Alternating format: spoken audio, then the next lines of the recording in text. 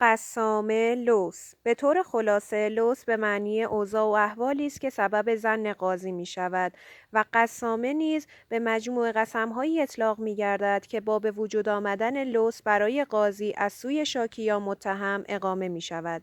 شاکی می تواند با اقامه قسامه وقوع جنایت را اثبات کند.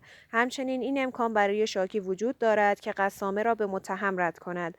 اگر متهم سوگند بخورد که تبرئه می شود، اما در فرضی که سوگند نخورد به پرداخت دیه محکوم می گردد.